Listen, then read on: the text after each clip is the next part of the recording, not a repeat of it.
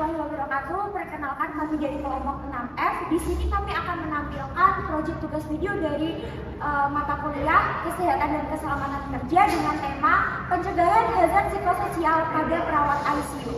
Sebelumnya, perkenalkan anggota kelompok kami. Di sini saya Lala Fitri Afizah sebagai Suster Rina. Saya Sudirman Maulana sebagai petugas K3. Saya Cahya Dewi Putri Madani sebagai psikolog rumah sakit. Saya Lulu Urjana sebagai perawat Lina. Saya Kavian Eka Cahyani sebagai perawat senior. Saya Putri Sastra Wijoyo sebagai kepala ruangan. Saya Muhammad Dewi Wijaya sebagai pasien. Rina, kamu belum tahu juga? Belum Kak, saya masih harus menyelesaikan dokumentasi pasien. Setelah ini saya juga harus mengecek obat untuk pasien shift malam. Kalau tidak salah, ini sudah shift malam ketiga berturut-turut ya? Iya Kak, jujur saya sudah sangat lelah, badan rasanya capek dan kepala sudah diajak untuk berpikir. Saya juga melihat akhir-akhir ini kamu sering diam dan kelihatan tegang ya. Saya memang sedang punya pikiran, pasien semakin banyak, keluarga pasien juga sering bertanya terus. Kadang saya pulang pagi, lalu siang sudah harus kembali ke kerjaan. Kamu masih sempat istirahat? Tidak terlalu, bahkan kalau sudah di rumah saya sulit tidur dan selalu memikirkan pekerjaan. Kalau begitu, kamu harus hati-hati ya. Kondisi seperti itu tuh bisa mempengaruhi pekerjaan. Saya tahu, tapi saya akan tetap profesional.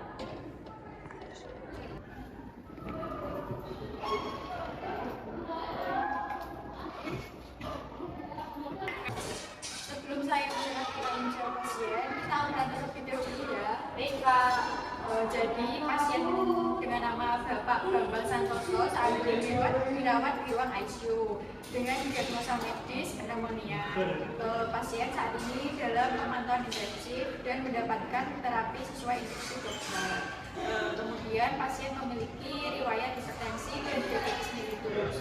Saat ini sedang menjalani terapi antibiotik dan mendapat bantuan oksigen. Selama saya, kondisi pasien masih stabil. Pasien mengalami penurunan kesadaran sehingga belum dapat berkomunikasi. Tanda vital dalam batas yang dapat dipertahankan dan tidak terdapat perubahan kondisi yang signifikan.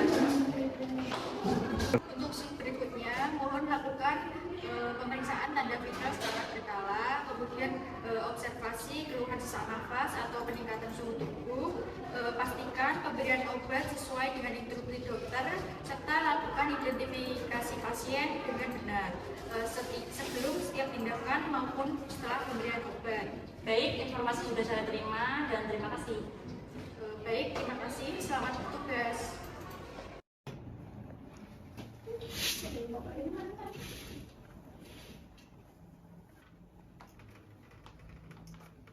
Assalamualaikum warahmatullahi wabarakatuh. Sebelumnya, selamat siang Pak. Perkenalkan saya perawat Lina dan rekan saya perawat Rina. Ingin melakukan injeksi obat melalui selang infus Bapak dan waktunya nanti sekitar 5-7 menit. Apakah Bapak bersedia Pak? Baik Pak, saya izin mempersiapkan obat dulu ya Pak. Suster Lina, di sini obatnya untuk pasien yang mana ya? Untuk pasien ini sus Pak Bambang. Apakah sudah dicek untuk nama lengkapnya dan identitas pasien? Apakah sesuai dengan yang tertera di obat di sini? Belum sus, soalnya tadi langsung saya ambil, saya operan. Kalau begitu kita cek terlebih dahulu ya identitas lengkapnya. Takutnya nanti ada salah obat gitu kan? Iya baik sus, saya cek dulu gelang pasien ya sus. Iya. Di sini tertulis Bapak Ahmad Bambang Santoso 3 Februari 1970 sus. Tapi untuk obat yang di sini ini tertulis untuk Bapak Ahmad Bambang Setiawan, lahir 12 Mei 1970. Berarti beda ya dengan pasien yang ada di situ kan? Iya sus, astaga, aku hampir memberikan obat kepada pasien, salah obat. Untungnya ya Lina, kita melakukan pengecekan ulang sebelum obat diberikan. Iya benar, seharusnya saya lebih mengidentifikasi obat ketika hampir diberikan kepada pasien. Yang penting kesalahan ini berhasil dicegah. Jadi ini menjadi pengingat kita bahwa saat kita akan melakukan injeksi obat, kita harus mengecek terlebih dahulu antara kesamaan identitas pasien yang ada di gelang dan di obatnya. Sebelumnya mohon maaf ya Pak atas keterangan saya tadi salah obat. Alhamdulillahnya dapat dicegah. Dan saya izin pamit dulu ya Pak untuk mengambil obat yang benar. Assalamualaikum.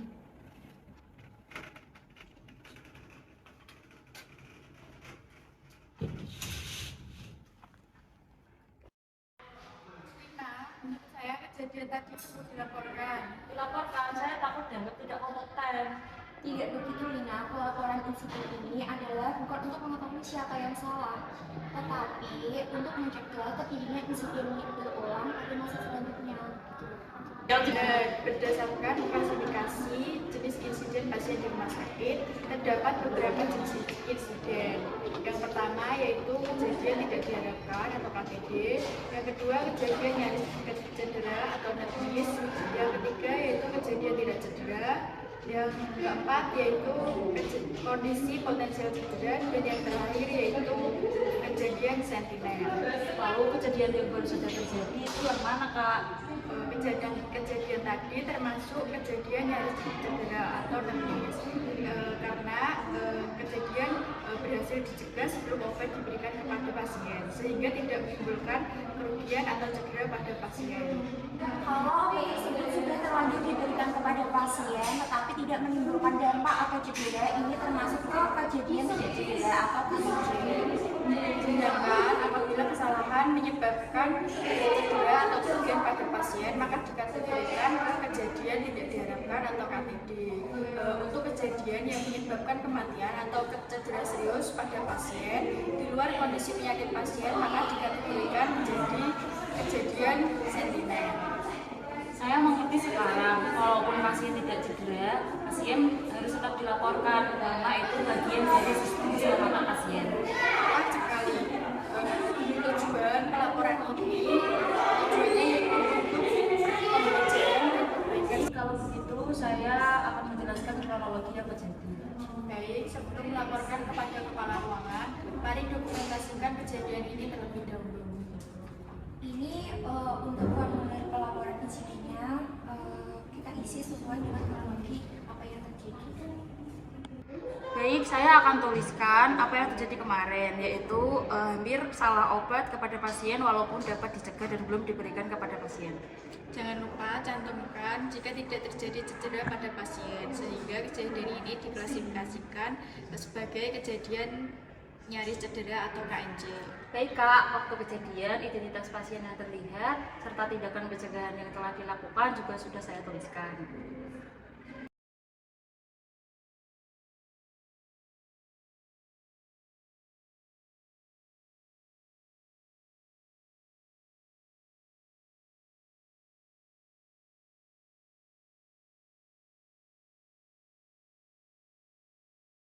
Bagus, ini laporannya lengkap ini membantu dalam proses investigasi dan perbaikan sistem. Yang terpenting, laporan ini bersifat rahasia dan tujuannya untuk pembelajaran, bukan untuk menyalahkan individu. Saya mengerti sekarang, laporan insiden bagian dari budaya keselamatan pasien. Baik, laporannya sudah lengkap. Selanjutnya akan saya serahkan kepada kepala ruangan agar segera ditindaklanjuti.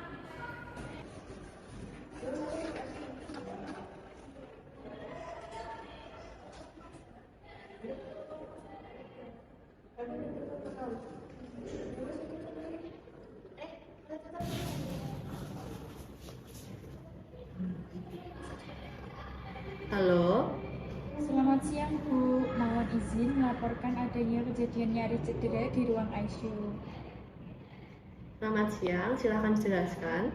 Pada saat pemberian obat, Suster Lina hampir memberikan obat kepada pasien yang identitas pasien salah. Namun sebelum obat diberikan, Suster Lina melakukan pengecekan ulang identitas pasien dan menemukan adanya ketidaksesuaian antara gelang identitas pasien dengan lembar instruksi obat.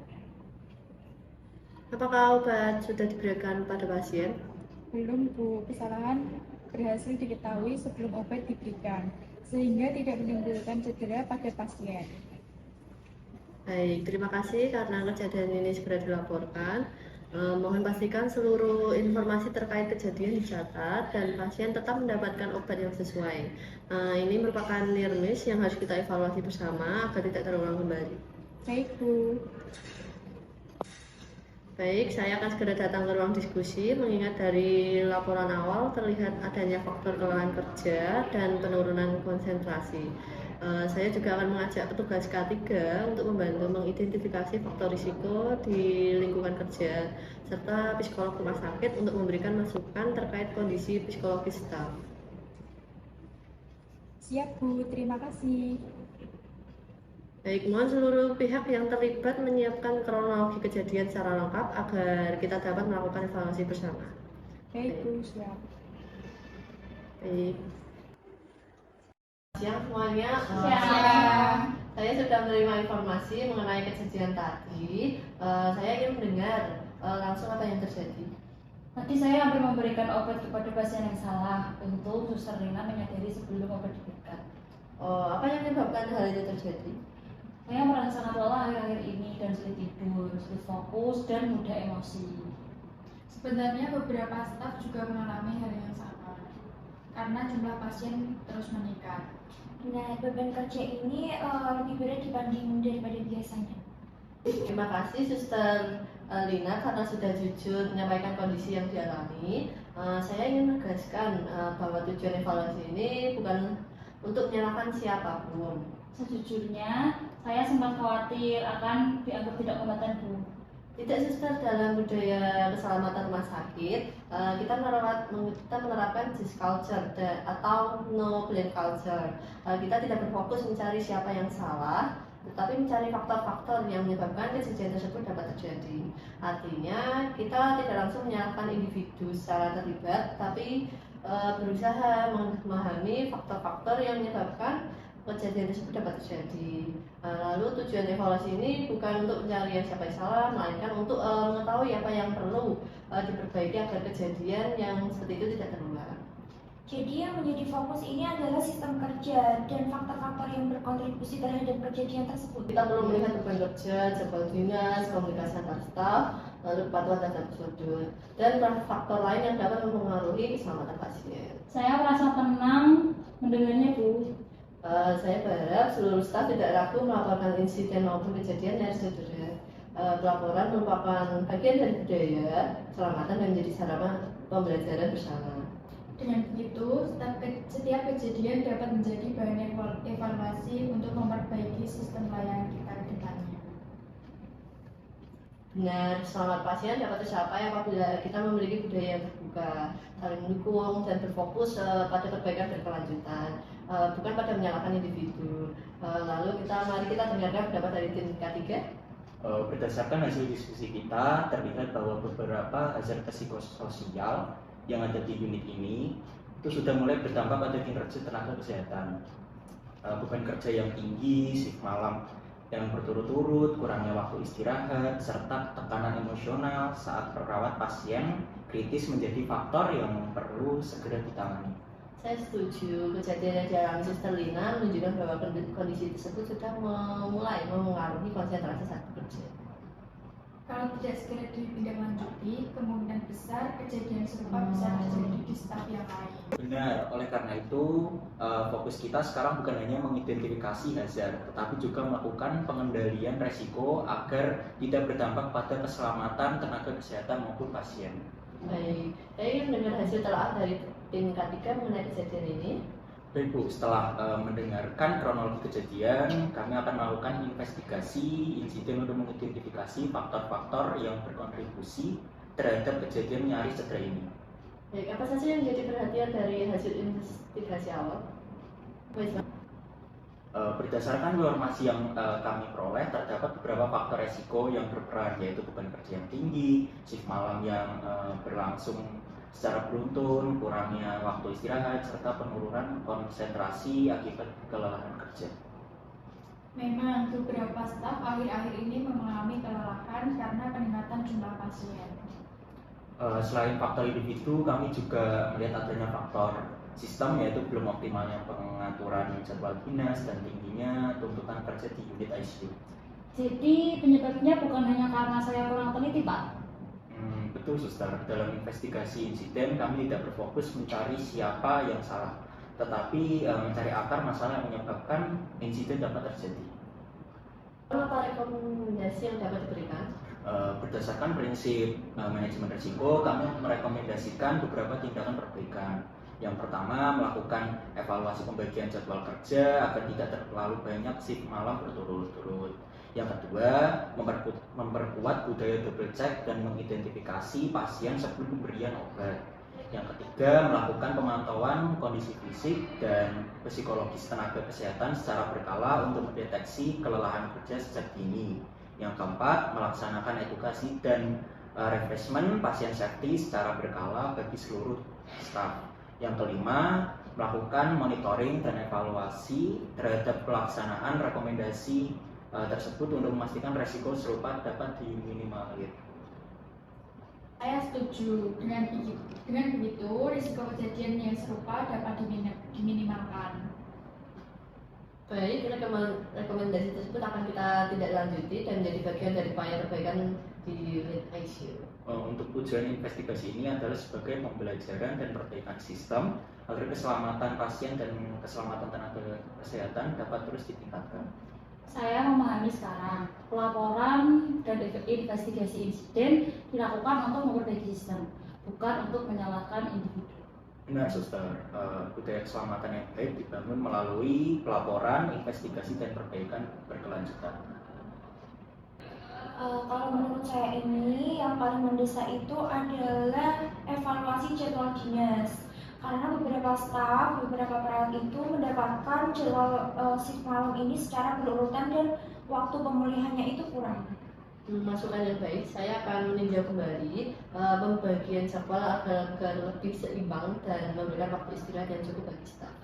Selain pengaturan jadwal kerja, kami juga menyarankan pemantauan kondisi psikologis tenaga kesehatan secara berkala. Jika ada staf yang mulai menunjukkan tanda-tanda stres atau kelelahan, intervensi dapat dilakukan lebih awal. Mungkin kita juga bisa melakukan sesi diskusi atau briefing rutin agar para staf bisa menyampaikan kendala mereka saat bekerja.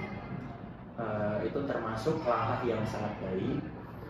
Dukungan dari rekan kerja dan atasan merupakan salah satu faktor penting dalam pencegahan burnout.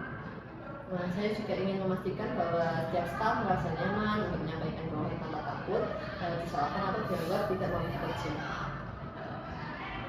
Menurut saya itu sangat membantu, Bu. Kadang kami merasa sungkan untuk menyampaikan kondisi yang sedang kami alami. Selain itu, rumah sakit juga memiliki layanan konseling yang dapat dimanfaatkan oleh tenaga kesehatan apabila mengalami stres kerja atau kelelahan emosional. Karena tenaga kesehatan yang sehat secara fisik dan mental akan lebih mampu memberikan pelayanan yang aman kepada pasien. Saya juga ingin menekankan bahwa setiap tenaga kesehatan perlu mengenali tanda-tanda kelelahan kerja sejak dini. Kondisi seperti sulit berkonsentrasi, mudah lupa, gangguan tidur, kemudian mudah emosi, dan kelelahan berkepanjangan tidak perlu dianggap sebagai hal yang biasa. Saya belum menyadari bahwa beberapa tanda tersebut memang saya alami beberapa minggu terakhir ini. Itulah pentingnya kesadaran diri dalam menjaga keselamatan kerja. Ketika kondisi fisik dan mental menurun, risiko terjadinya kesalahan dalam pelayanan pasien juga meningkat seperti kejadian yang sudah terjadi pada hari ini. Jadi menjaga kesehatan diri sendiri juga merupakan bagian profesional dari tenaga kesehatan. Betul, keselamatan pasien tidak hanya ditentukan oleh kompetensi tenaga kesehatan, tapi juga oleh kondisi fisik dan psikologis tenaga kesehatan saat memberikan pelayanan. Saya setuju, selama ini kita lebih fokus pada keselamatan pasien, padahal keselamatan tenaga kesehatan juga sangat penting. Benar Bu, oleh karena itu saya mengajak seluruh staf untuk menerapkan budaya keselamatan kerja, saling mengingatkan, kemudian melaporkan kondisi yang berpotensi menimbulkan resiko, serta tidak ragu meminta bantuan ketika merasa kelelahan atau mengalami tekanan kerja.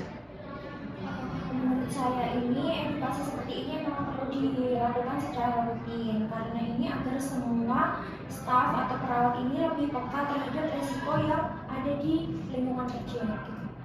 Itu masukan yang sangat baik. Edukasi dan komunikasi yang berkesinambungan merupakan salah satu upaya penting dalam mencegah terjadinya insiden keselamatan di rumah sakit.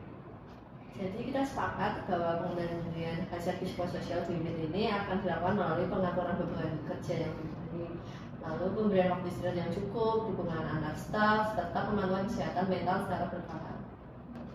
Selain perbaikan jadwal kerja dan pemantauan kondisi staf, saya juga ingin memastikan bahwa tenaga kesehatan mendapatkan dukungan psikologis yang memadai. Oleh karena itu, saya meminta bantuan dari tim psikologi rumah sakit untuk ikut memberikan masukan terkait kondisi yang sedang dialami Suster Lina dan teman-teman.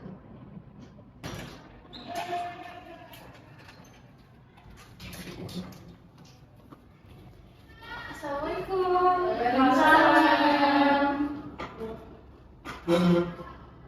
Selamat siang semuanya. Sebelumnya terima kasih sudah mengundang saya dan diskusi kali ini. Saya juga sudah mendengar sedikit gambaran dari kasus yang hampir terjadi tadi. Terima kasih sudah hadir. Kami ingin mendapatkan masukan mengenai cara membantu staf yang mulai mengalami kelelahan akibat beban kerja yang sangat tinggi. Tentu boleh saja, tapi sebelum saya lanjut lebih jauh lagi, saya boleh dengar apa sih yang Suster Lina akhir-akhir ini rasain? Saya sering merasa lelah walaupun sudah pulang dari dinas. Saya di rumah juga sering tidur karena masih memikirkan pekerjaan. Kadang juga saya merasa mudah emosi dan sulit untuk berkonsentrasi. Apakah kondisi yang Suster Lina rasain ini udah berlangsung cukup lama? Kurang lebih beberapa minggu terakhir. Baik, jadi keluhan yang seperti kelelahan berkepanjangan, gangguan tidur, mudah tersinggung, dan sulit fokus itu merupakan tanda bahwa tubuh berada di dalam tekanan yang cukup besar. Jadi jika nggak dikelola dengan baik, bisa berkembang menjadi burnout. Kondisi seperti itu memang sering ditemukan pada tenaga kesehatan, terutama ketika beban kerja meningkat. Benar sekali Sus, karena itu sangat penting bagi tenaga kesehatan untuk bisa mengelola stres yang sehat atau memahami strategi coping. Menurut Ibu, apa yang bisa saya lakukan untuk mengatasinya? Ada beberapa hal Sus yang bisa dilakukan, misalnya seperti menjaga pola hidup dan tidur serta waktu istirahat. Yang kedua, melakukan aktivitas relaksasi. Yang ketiga, meluangkan waktu untuk kegiatan yang Suster sukain. Terus yang terakhir ada bisa spend time bareng keluarga ataupun teman. Ada satu hal yang lain juga yang bisa untuk mengatasinya, yaitu memanfaatkan layanan konseling apabila Suster benar-benar memerlukan hal tersebut. Selain itu, ada juga beberapa teknik coping stres yang sederhana dapat dilakukan di sela-sela kegiatan kerja atau dinas setelah dinas Suster. Teknik seperti apa, Bu? Jadi Sus, salah satu teknik yang dapat Suster lakuin itu adalah teknik relaksasi napas dalam. Ketika Suster merasa mulai tegang atau mulai kewalahan, coba Suster tarik napas dalam lalu menahannya beberapa detik lalu hembuskan melalui mulut. Teknik ini dapat membantu tubuh bisa menjadi lebih rileks. Jadi teknik tersebut dapat dilakukan di tempat kerja. Tentu Sus, teknik tersebut dapat dilakukan kapan saja dan hanya membutuhkan waktu beberapa detik saja. Selain itu, kita juga dapat menerapkan mindfulness, yaitu memusatkan perhatian pada kondisi saat ini tanpa perlu terlalu larut dalam pikiran atau tekanan yang sedang dihadapi. Bagaimana cara melakukannya, Bu? Misalnya, bisa dengan berhenti sejenak, memperhatikan napas, menyadari apa yang sedang dirasakan, kemudian kembali fokus dalam kerjaan. Saya rasa itu akan cukup membantu ketika pikiran saya mulai terasa penuh. Benar, selain itu apabila kita melihat teman yang tampak kelelahan atau mengalami tekanan emosional, kita bisa memberikan dukungan awal atau psychological first aid. Seperti apa bentuk dukungan tersebut?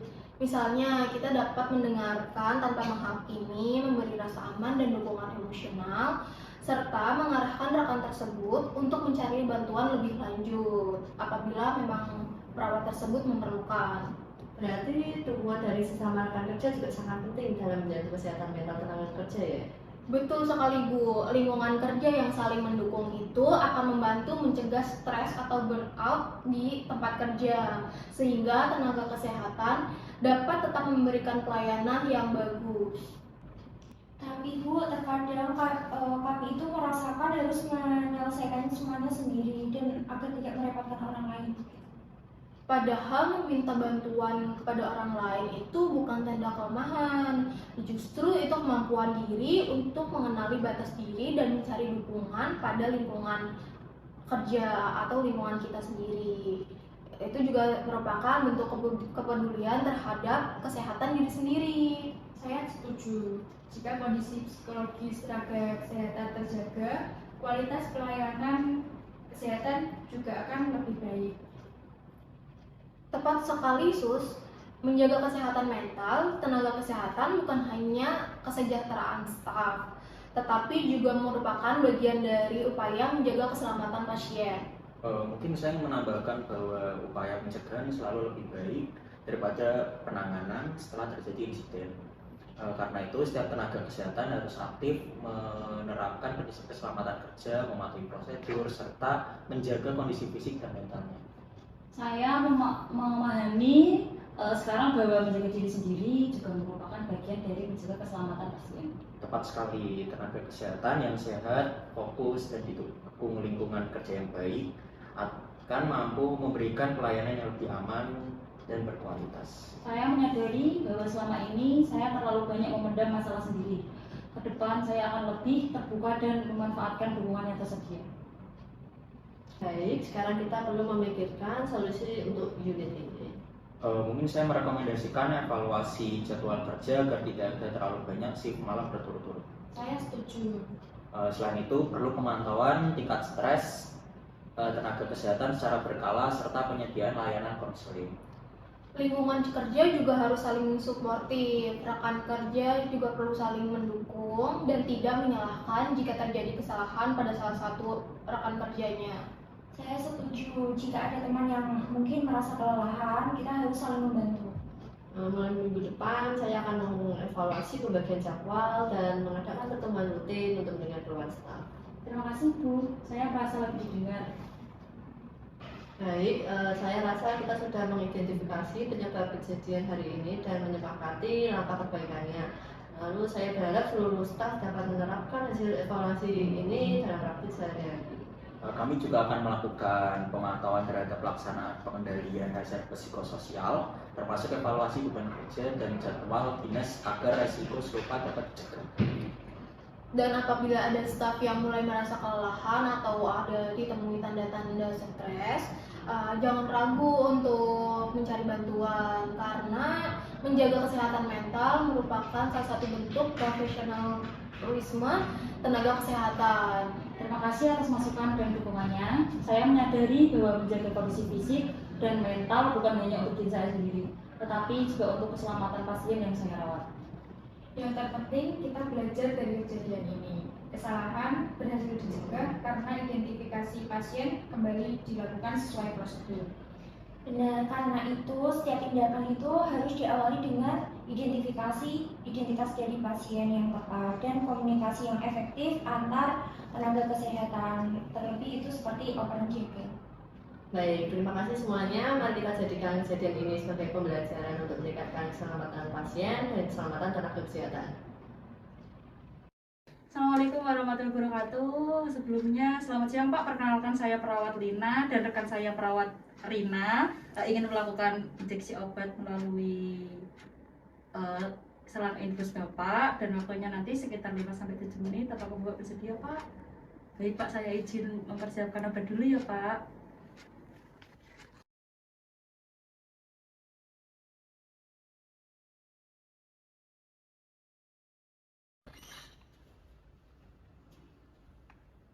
Seru ya Pak. Boleh Pak.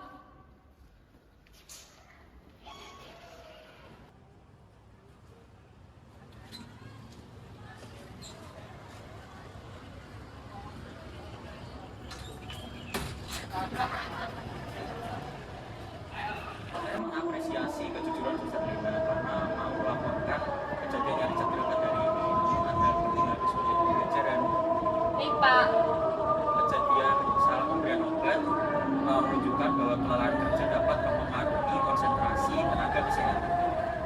Pak, hari ini saya sangat lelah.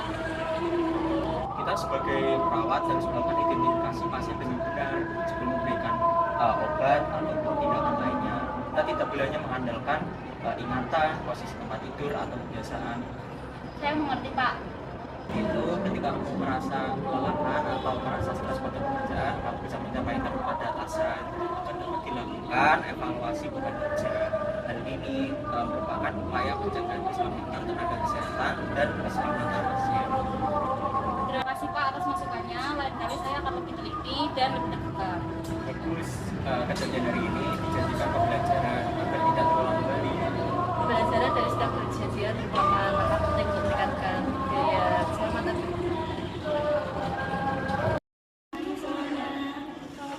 Baik, sebelum kita mulai peran jaga dan dinas, sebelum itu kita melakukan kategori screening ya, yang sebagai bagian penerapan kategori information system yang merupakan tindak lanjut teknologi dari Bolivia. Betul Ibu, pada evaluasi sebelumnya kita menemukan bahwa kelelahan kerja itu merupakan faktor risiko utama terhadap keselamatan pasien. Jadi sekarang kita akan rutin melakukan checklist screening sebelum dinas. Mungkin untuk para staf masing-masing bisa mengisi checklist ini berisi tentang tindak kelelahan, mungkin kualitas tidur, dan kemampuan fokus. Mungkin sebelum kita melanjutkan, apakah ingin menyampaikan keluh kesah atau permasalahan? Kalau saya di sini tidur saya sudah cukup dan saya merasa siap untuk melakukan tugas hari ini. Dan kalau saya hanya ditinggal sekitar 3 jam, jadi masih masalah dan itu sudah fokus. Terima kasih sebelumnya karena sudah jujur. Ini penting karena pada evaluasi sebelumnya kita menyetujui bahwa kelelahan kerja itu tidak jauh dari itu. Di situ kita akan melakukan identifikasi awal melalui FFS. Betul, namun kita juga tetap melanjutkan dinas dengan penyelesaian. Suster Lina juga tetap bekerja, tetap sama kantin, lebih memperhatikan betul cek dan pembagian tindakan agar tidak dilakukan sendiri. Baik Bu, sejak evaluasi 2 minggu lalu, kami memang lebih disiplin dalam verifikasi sebelum tindakan, terutama sebelum pemberian obat. Bagus, itu salah satu hasil evaluasi yang ingin kita pertahankan. Lalu karena kondisi ini sudah kita ketahui melalui FFS, sekarang kita lanjutkan ke sesi briefing sebelum operasi.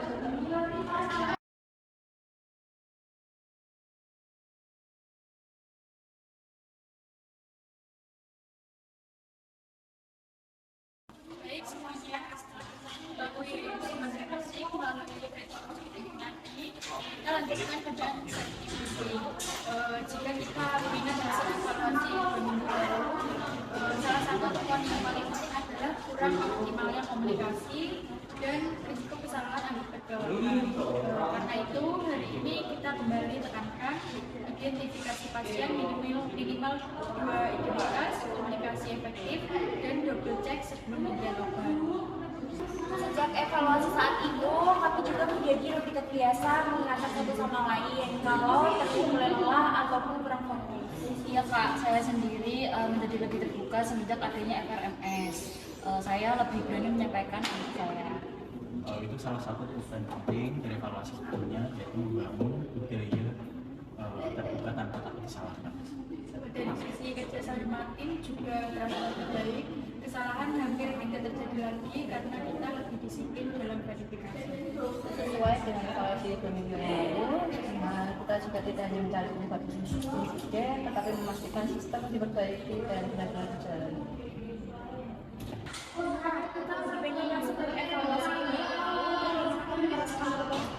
Jauh lebih baik karena semenjak ada FRMS, saya merasa saya lebih fokus serta tidak mudah lelah. Berarti evaluasi kemarin benar-benar berdampak ya? Iya Kak, sekarang saya juga lebih disiplin untuk mengisi vetting checklist dan tidak lagi menyampaikan apa yang saya alami.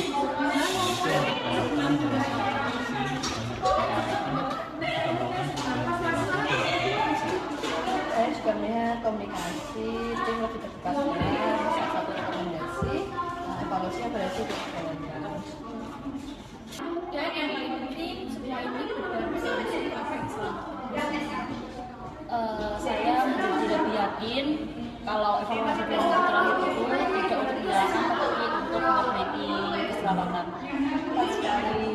evaluasi selalu kita arahkan untuk perbaikan sistem dan pengamatan budaya kesehatan. Kita akan terus melakukan sistem agar kita melihat apakah sistem ini konsisten berjalan. Baik, mari kita lanjutkan operasi siaga. Mari kita terus membangun budaya keselamatan di ICU dan keselamatan pasien dan keselamatan tenaga kesehatan. Kesehatan dan keselamatan pasien merupakan prioritas utama dari pelayanan kesehatan. Namun, rumah sakit yang aman adalah rumah sakit yang tidak hanya menjaga kesehatan dan keselamatan pasien, tetapi menjaga kesehatan fisik, kesehatan mental, serta kesejahteraan dari tenaga kesehatan sebagai aset utama pelayanan. Budaya keselamatan yang baik dibangun melalui komunikasi yang terbuka, pelaporan insiden tanpa saling menyalahkan, pembelajaran bersama, dan perbaikan sistem yang berkelanjutan.